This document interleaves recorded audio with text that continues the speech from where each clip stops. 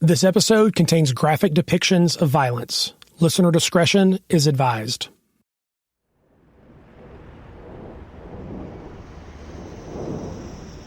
About a year ago, I took an Uber from the Atlanta airport to my place just east of downtown. With normal traffic, it's about 15 minutes. On this day, my driver was an older black guy. He helped me get my rolling bag into the trunk of his black Chevy Malibu, and I jumped in the back seat. It's funny to me how some drivers are total talkers and some don't make a peep during your whole ride. I've always had this theory that there's a small percentage of drivers who don't do it for the money, they do it for the talking. And this was one of those guys, a total talker. I'm an introvert, so I usually prefer the non-talkers, unless they've got good stories. Old black guys who grew up in Atlanta usually have good stories. This ride had potential. The conversation started pretty much like all other Atlanta conversations. Traffic. He talked about how much he hates traffic and how it stresses him out and how it just generally sucks. Then he starts going off on the people who built the interstates back in the 1960s. There are two north-south interstates that run through Georgia, I-75 and I-85, and they both converge in downtown Atlanta. This driver starts talking about how city officials originally planned to elevate one highway above the other so as to keep both highways moving smoothly once they met in downtown Atlanta. But he then starts going off, talking about how the idiots in charge went cheap, they ditched the elevated road idea and just decided to merge both interstates into one freeway that would cut through downtown. Today we call this the connector, and it's pretty much a nightmare. The guy then explains how that one decision way back in the 60s is the reason for Atlanta's horrendous traffic today. I'd never heard this before, so I was hanging on every word, and I have no idea if anything he told me was true, and honestly, I still don't. But he sounded convincing, so I was all in for this conversation. But my man, he wasn't finished. As we pass the old abandoned Braves Stadium on our right, he begins his next thought. Once the interstates were completed in the 70s, he tells me, all the white people just used them to escape the city once and for all. I didn't know how to respond, so I just sort of let out an awkward, okay? I knew what he was talking about, of course, white flight. Between the 60s and 90s, Atlanta's white population was pretty much cut in half. More than 150,000 white people packed up their urban homes and moved north of the city to places like Alpharetta and Johns Creek and Marietta and Lawrenceville. But then my man in the driver's seat dropped this. You know what, though, he said. Now they're all moving back. They gave this city to the blacks, but now they want it back. A stutter, a stammer, more awkwardness from the white guy in the backseat who just recently bought a place near downtown Atlanta.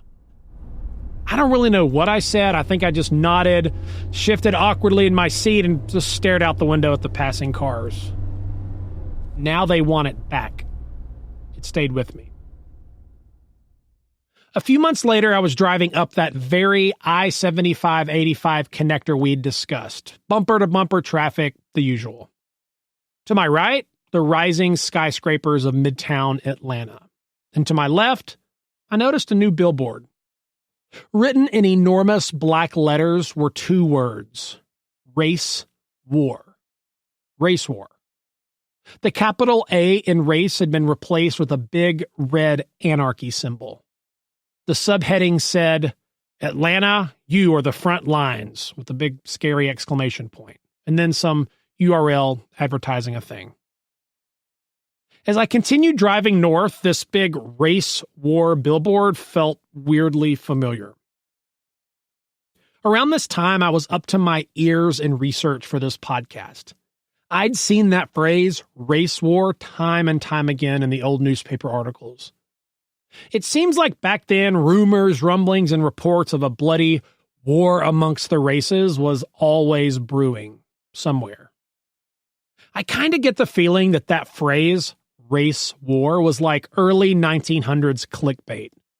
Just print that phrase anywhere on the front page and white readers will snatch those papers out of those newsboys' hands so fast.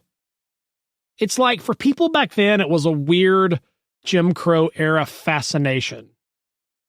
Though it might be more appropriate to call it a fantasy. Most of those old news reports of scary race wars resulted in nothing, just rumors. But not all of them. Sometimes the rumors turn into riots. The stories turn into storms.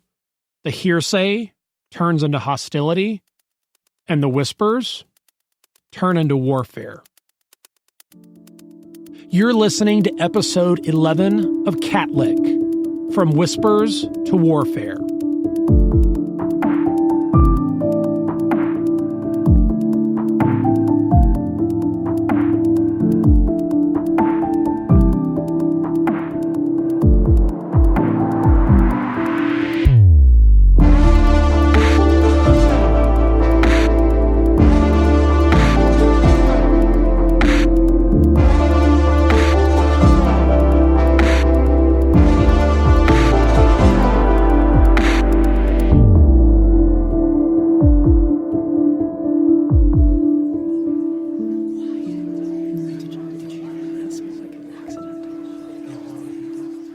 If you stay on the I-75-85 connector long enough, it turns into Highway 400. And if you keep driving north on 400, you'll eventually get to Forsyth County. Forsyth is a big, rural county, pretty far north of the traffic and high-rises and city life of Atlanta. We're talking rolling hills, dense woods, creeks, and now Lake Lanier, a big recreational, man-made lake constructed in the 1950s.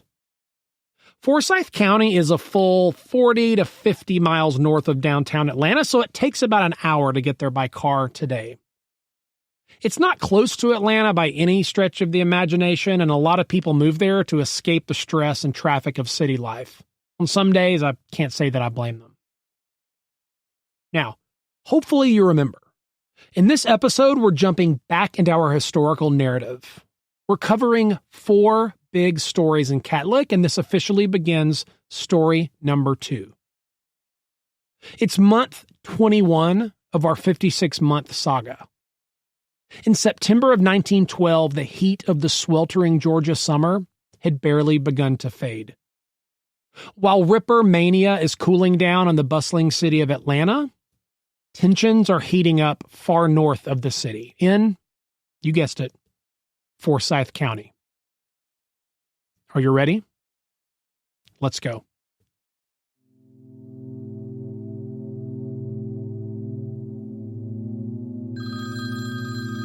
On the morning of September 6, 1912, a call comes into the Forsyth County Police Department. Several miles away, way out in the country, an unknown man had allegedly tried to rape a woman overnight. Here's what happened as reported by local papers. A woman named Ellen Grice woke in the middle of the night to the sight of an unknown black man climbing through her window and attempting to get into bed with her. She screams and the guy flees into the woods. At dawn, word begins to spread and the call is placed at the police department in the little town of Cumming, the county seat of Forsyth County. The top dog at the police station was Sheriff William Reed. William Reed was about 50 years old, short, and stocky. He was the son of a Forsyth County farmer and was doing pretty well for himself in his second term as sheriff. As the top lawman in the country, he carried himself with a lot of gusto, which meant he was respected by most and feared by some. If William Reed was Batman, his Robin was Deputy Mitchell Gay Lummis. Gay Lummis was Reed's number 2 guy. Lummis was younger, in his mid-30s, tall and slender.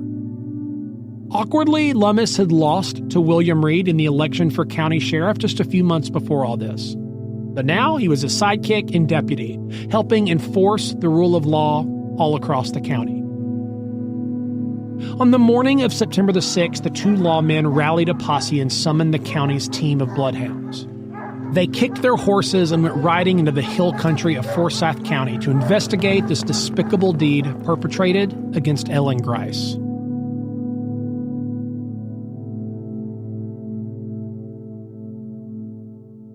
The Grice homestead was in the far reaches of the county, in an area known as Big Creek, far from the busy county seat town of Cumming. When the men arrived, they interviewed members of the Grice family, gathered the relevant details, and then began knocking on doors. The investigation had begun. By the end of the day, they'd arrested 5 young black men: Johnny Bates, Isaiah Perkle, Joe Rogers, Fate Chester, and Tony Howell. One newspaper said that they'd, quote, rounded up suspects, which kind of gives you an idea about the thoroughness of this investigation.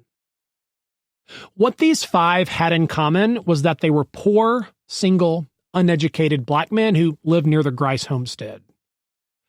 Of the 5, Tony Howell was the one Reed and Lummis zeroed in on. He was the prime suspect, and the others were suspected of being his accomplices. Now, it's likely Tony Howell was singled out that day because he was a Forsyth newbie. While the others had been longtime Forsyth County residents, Tony had recently moved there from a neighboring county. Though he was new, he had family in the area, specifically an aunt and uncle who were well-respected Forsyth County residents. Despite a dearth of hard evidence, the 5 men were arrested and transported back to Cumming, where they were locked in the Forsyth County jail. The next day, Ellen Grice's father rides into town bearing news that his daughter had not been doing well since the attack. In fact, she's in critical condition. And this key fact, this would be the spark. The whispers began. This all happened on a Saturday, the day lots of people from the outlying farmsteads came into the city of Cumming to do their business. The town square would have been packed. Within an hour, all of Cumming is abuzz with the news that a local white woman was assaulted overnight by a grisly gang of black men, now being held in the county jail just down the street. As words spread, emotions flared. A crowd begins to gather outside the jail with angry locals demanding the 5 men be brought outside. As tensions escalate, a 48-year-old black man pushed his way through the mostly white crowd. His name was Grant Smith. At the time, the population of Forsyth County was about 10% black. And Grant Smith made his living like most black men of the area, working as a hired hand for a white landowner. He was in town that day on behalf of his employer, selling some of his crops at market. But Grant Smith wasn't just another common field laborer of Forsyth County. He also was a preacher and therefore well-respected in the black community. Having gone to school, Smith fared better than most of his black countrymen in the Jim Crow South. This meant he was able to read and write. I love what author Patrick Phillips had to say about Grant Smith. Grant Smith had become something Georgians feared more than a black rapist, an outspoken, educated black man. Now, we don't know the full context of what was said, but we know that amongst the angry throngs of white people gathered in downtown Cumming, Grant Smith said something. Reports are that it included the phrase, "sorry woman." As in, I can't believe all these people are so worked up on account of what this sorry woman said, or something like that. Smith's words did not go unheard. Within seconds, a ring of angry Forsythians had formed around Grant Smith. They wasted no time. The Atlanta Constitution reported that, quote, within a flash, the infuriated mob was upon him, end quote. As many as 300 people swarmed Grant Smith. He was knocked to the ground and pummeled with punches and kicks.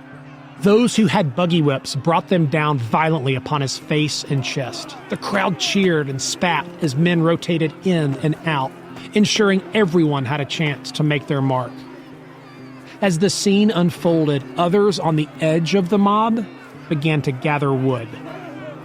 Preparations were being made to burn this uppity Negro alive. Fearing the worst, Sheriff William Reed and Deputy Gay Lummis fought through the crowd, pushing their way to the battered man now lying in a bloody heap in Cummings Town Square. They pick up Grant Smith and, to the crowd's dismay, carry him across the street and lock him up in the county jail where he would be safe. Without a doubt, this saved Grant Smith's life. Meanwhile, the mob of farmers, merchants, and city folk, they're not happy. They rush to the county courthouse demanding Grant Smith be released so they can finish him off. From his office, Cumming Mayor Charlie Harris hears all the commotion. It's a tumult he knows too well. Loosely assembled groups of Southern domestic terrorists, known as lynch mobs, had plagued Forsyth County for more than 50 years. Peering out the window at the enraged crowd, he knows he doesn't have the firepower to keep this heavily armed mob at bay. Eventually, they'll overpower the courthouse police and extract Grant Smith themselves. Reaching for his phone, he decides to take swift action. He makes an emergency call to the state capitol, 40 miles south in Atlanta. He's quickly patched over to Governor Joseph Mackey Brown, explains the urgent situation, and pleads for help from the state militia. Now, it's safe to say that Mayor Charlie Harris's motives here are likely a bit self-serving. Since taking over as the mayor of Cumming, there was and always had been one burning issue that the bigwigs of Cumming cared about: rail access. In 1912, rural Georgia, paved roads and automobiles were still pretty rare. This meant that if you didn't have a rail running through your town, you were on an island, pretty much disconnected from the biggest economic opportunities in the state. Without a rail line, you could forget manufacturing because you had no way to get finished goods out of the city. In Georgia, rail was the essential piece of infrastructure that gave your little country town legitimacy. And up to this point, Cumming had struggled to get even the slightest bit of attention from the railroad magnates of Georgia. However, Mayor Charlie Harris was doing everything he could, along with the other prominent men of Cumming, to woo the rail lines to extend their reach to their town. This would be a boon for the local economy and virtually guarantee re-election for the good mayor. And in these ongoing negotiations, the last thing Mayor Charlie Harris needed was a big headline in the Atlanta papers about how the rubes of Forsyth County had mercilessly lynched some innocent black man. Regardless of Harris's motivations, Governor Brown down in Atlanta heeded the mayor's warning. Brown was from this part of the state, so he understood that lynching fever was a very real thing that could spread quickly. He immediately dispatched 2 nearby units of Georgia's elite state militia. The Marietta Rifles would be sent from the west, and the Candler Horse Guards would be sent from Gainesville in the east. Together, they would collapse upon Cumming, Georgia, and attempt to restore order.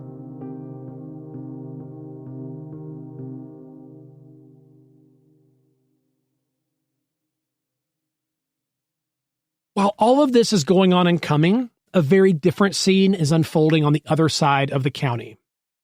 Saturday, September the 7th, was the day of the annual picnic and potluck for Forsyth County's black churches. Men, women, children, and grandparents gathered under the tall oaks of the colored Methodist campground while feasting on homemade Southern fare. Sadly, it didn't take long for the peaceful picnic to be hijacked by the latest frightening news. Word had traveled fast. Within the last couple of days, Tony Howell and a few other black men had been arrested for assaulting a white woman. And to make matters worse, earlier that day, Grant Smith had been nearly beaten to death in downtown Cumming. As mentioned earlier, there really weren't that many African Americans in Forsyth County at this time. While life was tough for black people in the heart of Atlanta, it was nothing compared to what these people endured. Most of Forsyth County's black citizens would have been very poor, illiterate sharecroppers struggling to survive. To make matters worse, they were constantly locked in a battle with the poor whites of Forsyth County, ever competing for the few jobs available in such a sparsely populated area. But on that day, amongst this crowd, there were several black men who were educated. And many of them were landowners themselves, having acquired large tracts of land in Forsyth County through hard work and the generations of post-slavery forebears. Joseph Kellogg was one of those men. He owned a 200-acre farm not far from Forsyth's Sawney Mountain. Motivated to act, Kellogg and several others circled up. After some serious discussion, the group decided to journey into town to see if they could reason with the people and possibly help free Tony Howe, Grant Smith, and the others. They began their walk. Well, as the men walked, someone spotted them. And that someone got word back to the coming town square where an outraged mob was still gathered. In case you're wondering, yes, the Atlanta newspaper men injected themselves into this story early and often. In fact, the day after all this happened, they ran a big front page story about it. While the African-American men were coming into town to check on their arrested friends, the Atlanta Constitution had a very different interpretation of their journey. Here it is. As soon as the news of the beating of the Negro minister reached the ears of the large crowd of Negroes attending a picnic and barbecue on the outskirts of town, they began plotting to dynamite the town. Many of them ventured to the courthouse, and there the plot soon became known. Obviously, this is terrible reporting. The reporter is either reporting a rumor he heard or just being intentionally deceptive to juice up the story. Either way, we know that on that day, this whole dynamite rumor/theory definitely spread through the crowd in downtown Cumming. And for this mass of riled up hill people, this was like pouring gasoline on the fire. A wild-eyed gang of bloodthirsty Negroes was about to roll into town with a wagon loaded with dynamite and blow everything to smithereens. That's what they thought, at least. The Constitution best describes what happened next when it says that the locals then got, quote, armed for war. Every single able-bodied man and every functioning musket, rifle, and revolver in the county were summoned to the town square. Horses and wagons from every outlying village in the hills of Forsyth County streamed into the town square as well. You didn't have a weapon? No sweat. Some local opportunists took advantage of the situation, setting up shop on the square and selling a gun to anyone willing to brandish it in the approaching battle.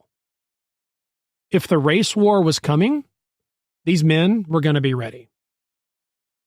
The women and children were sent inside, the doors were locked, and every square inch of downtown Cumming was covered by this makeshift army. They waited.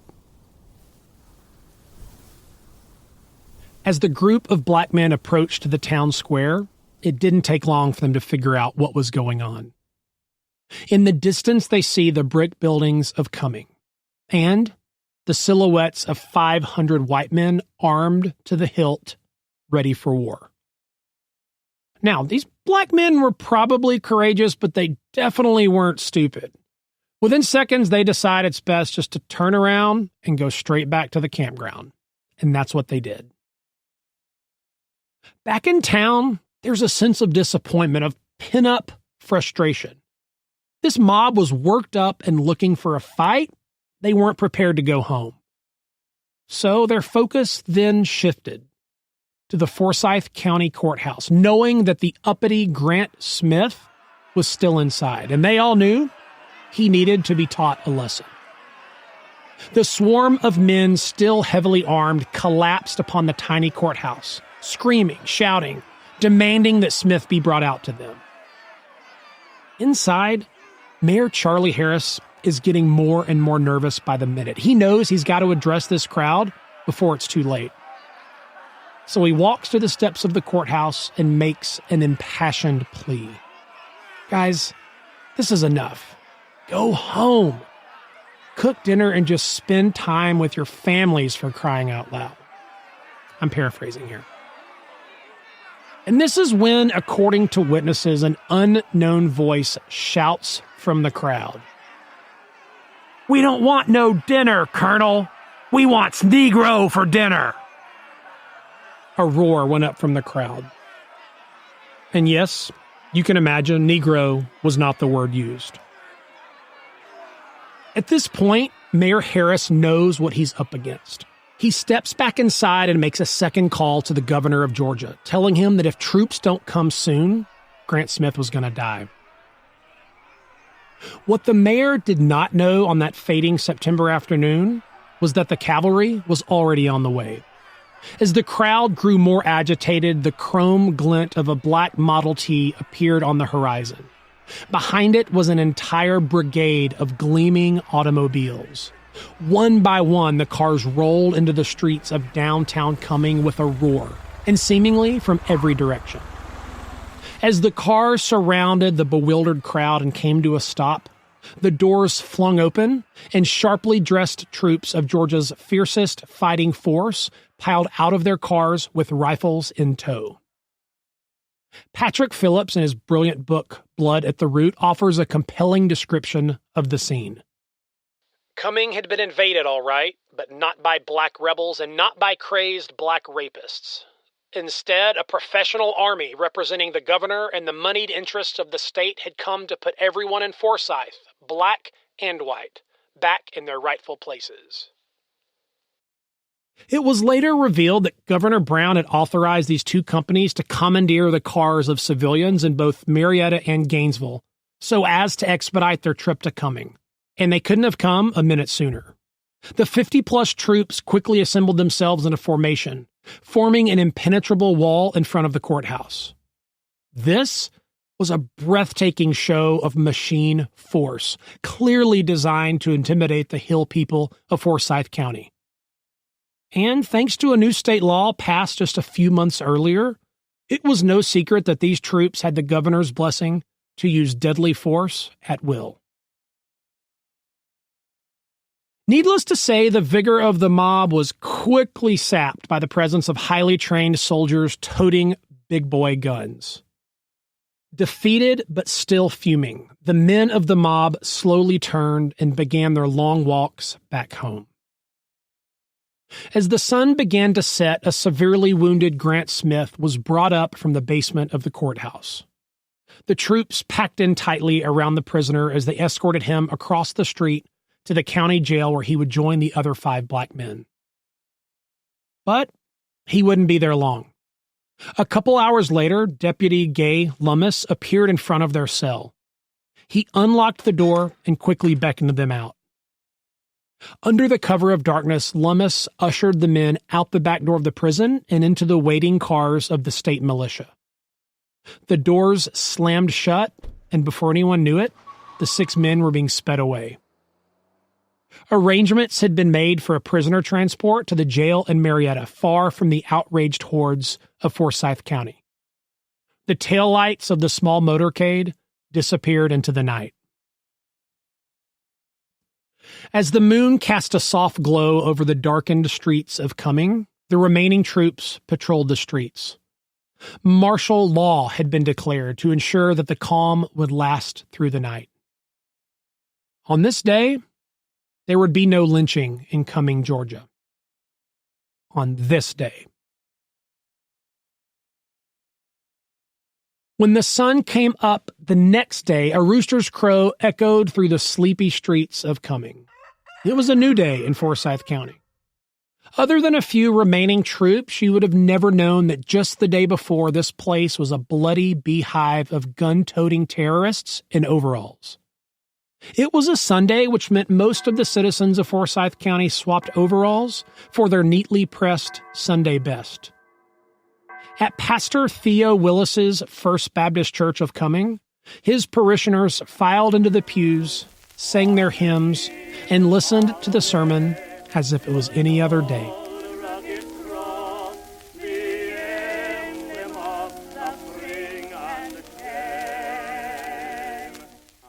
I have to think most left their guns at home that day, but probably not all. While many Forsyth Countyans sat in their church pews, Mayor Charlie Harris was likely breathing a sigh of relief. The source of his troubles, the 6 black men of his county, had been whisked away to Marietta, over in Cobb County. They were no longer his problem. The lynching fever had subsided, and it was time to do damage control. He got on the phone with several Atlanta reporters and assured them that all was well. He was quoted in the Georgian as saying, "The town is perfectly quiet today, and the fears of the Negroes have been quieted." But things weren't so well, and they would not stay quiet.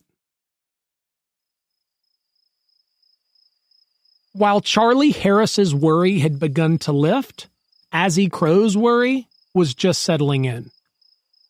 Later that same day, Azzy Crow, a white resident of Forsyth County's far-flung Oscarville community, wasn't just worried, she was very worried. Her 18-year-old daughter May was supposed to meet her that afternoon after she returned from church, but she never showed. Afternoon gave way to dusk, and dusk gave way to dark, and by nightfall, 18-year-old May Crow was still nowhere to be found. May's dad, Bud Crow, launched out into the night, lantern in hand, in search of his daughter. Other neighbors joined him, and by midnight, several search parties were combing the fields and hollers of rural Forsyth County. Their all-night search, tracing the path May would have taken, it turned up nothing. But the next morning, that would change. A new search party headed back out at the first sign of light. And within hours, they made a horrifying discovery. The lifeless, blood-soaked body of May Crow. Newspapers reported that she had a devastating head wound and a deep gash in her throat. Remarkably, she was still breathing, but barely hanging on to life. The men loaded May Crow onto a makeshift stretcher and hurried her home. Local doctors rushed over to tend to the girl's wounds. Like the drama of the previous days, it didn't take long for the news of May Crow's brutal attack to spread through the backwaters of Forsyth County and into the shops of downtown Cumming. The time had come to defend the white women of Forsyth County. The people had wanted war, but the sheriff intervened. The people wanted war, but then the mayor stepped in.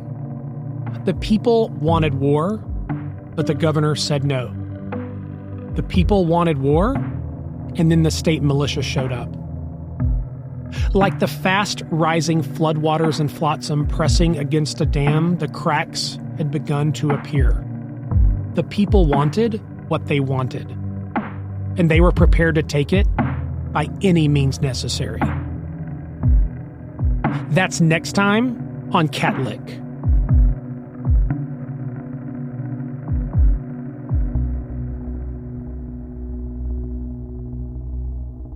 Hey, CATLICK fans, thanks so much for listening. I wanted to let you know we are going to take a brief break over the holidays.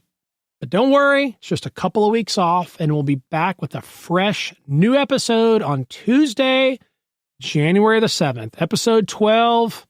Mark your calendars. In the meantime, I hope you'll tell a few friends about CATLICK over the holidays. That would be cool. Better yet, you can leave a review with words, or you could even go pick up a fresh new t-shirt over at catlick.com. Your support of the show means so much. We're barely halfway through the series, and we've got more amazing episodes planned for 2020. We'll see you then.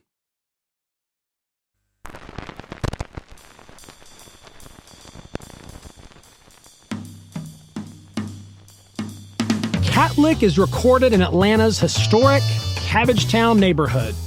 Executive producer, Walnut Ridge Harmon. Original music and sound design by Duciel.